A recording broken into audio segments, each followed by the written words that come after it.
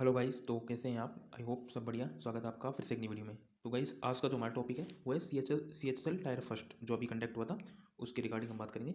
और इसमें है ना, इसकी आंसर की जारी हुई थी अभी।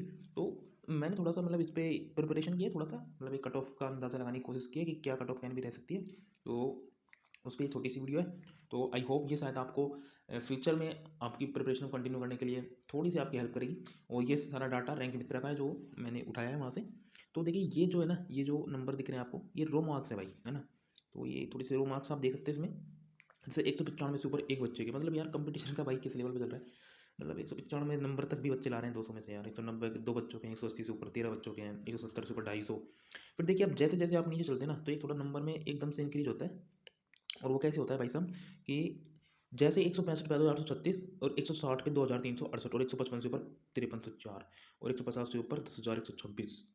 मतलब कितने कैंडिडेट्स, मतलब 150 से ऊपर 10,126 कैंडिडेट्स हैं। मतलब ये अब आप समझ सकते हो कंपटीशन किस दौर में है कि 10,000 बच्चों तो 150 से ऊपर नंबर लेके आ रहे हैं। बाकी 1,54,000 के टोटल डाटा है, और इसमें से इतने बच्चों के कितने नंबर है। इसके अलावा फिर थोड़ा नीचे आते हैं, 24,000, 140 से ऊपर 135 से ऊपर 33,000, 130 से ऊपर 42,000, 125 से ऊपर 51,000। तो देखिए सर, 3-4 हज़ार शायद सीटें हैं इस बार CHSL में। अगर 10 गुना बच्चे भी बुलाते तो 33,000 बच्चे के आसपास, मतलब ये मान लीजिए जिनके नंबर 125 से और 135 के बीच बैठ रहे हैं, तो उनके लिए थोड़ी सी राह आसान हो जाती है ना। लेकिन अब थोड़ा सा जो मेन फैक्टर होता है वो क्या होता है भाई साहब, शिफ्ट कौन सी पड़ी। तो देखो, शिफ्ट में देखते हैं तो 26 नवंबर को दो शिफ्ट थी, उसकी सबसे इजी शिफ्ट मानी जा रही है। 26 नवंबर की जो शिफ्ट थी, फर्स्ट शिफ्ट। 27 नवंबर की वो भी इजी है, 30 नवंबर की इजी है। और जो सबसे हार्ड शिफ्ट है वो है भाई साहब 20 नवंबर की। ये देख सकते हैं आप, 20 नवंबर की सबसे हार्ड शिफ्ट है, ये इधर है। और इसके अलावा जो बाकी और शिफ्टें ये फिर डिक्रीज ऑर्डर में 50 शिफ्टें थी, जिसमें से 20 तारीख की शिफ्ट सबसे हार्ड और सबसे इजी शिफ्ट थी 26 तारीख की। इसमें थे 93.38 नंबर, और इसमें थे 118.97 नंबर। तो इनके बीच जो भाई गैप रहा, वो रहा भाई लगभग 27 नंबर का गैप रहा भाई। अब आप समझ सकते हैं, अगर किसी शिफ्ट में बढ़ते हैं तो 27 नंबर तक इंक्रीज हो सकते हैं भाई साहब।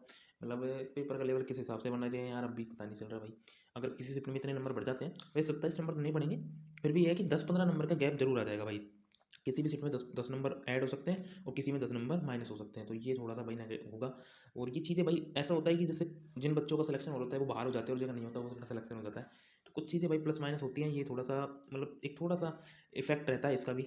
लेकिन अब क्या ही कर सकते हैं भाई साहब इसके बारे में भी। तो ये कुछ ऐसा रहता है। इसके अलावा भाई मैं जो आपको है ना, ये तो सारा एक मोटा मोटा आइडिया दिया मैंने आपको, ये था रो मार्क्स का। तो मेरे हिसाब से जिनके भी 120 से और 130 के 120 से ऊपर नंबर है, तो उनको कर देना चाहिए भाई। मतलब कंटिन्यू अपनी प्रिपरेशन रखनी चाहिए। 120 115 वाले भी सोच सकते हैं, क्योंकि कई बार क्या होता है 20-25 नंबर बढ़ जाते हैं तो सिलेक्शन के चांस बहुत ज़्यादा बढ़ जाता है। तो इसको कंटिन्यू कर सकते हैं। इसके अलावा भाई जो नॉर्मलाइज मार्क है उसके बारे में हम बात करते हैं। देखिए गाइस, जिनके भी नॉर्मलाइज मार्क है ना, तो वो देख सकते हैं इसमें क्या हो रहा है नॉर्मलाइजेशन में, कि नंबर थोड़े घट रहे हैं। जैसे 195 से ऊपर आपको बहुत कम कैंडिडेट दिख रहे हैं, मतलब जीरो कैंडिडेट है। 180 से ऊपर जीरो कैंडिडेट है। ये इस वजह से हो रहा है क्योंकि नॉर्मलाइजेशन में मार्क घट रहे हैं। देखो, अब आप यहाँ पे आके देख सकते हैं 130 और 135 के बीच में 41,000 कैंडिडेट्स हैं। मतलब ये आप समझ सकते हैं कि ये जो मेन भीड़ है ना, वो इधर ही है भैया। तो कट ऑफ का भी कुछ अंदाजा ये लगाया जा सकता है कि इसी के आसपास रहेगी।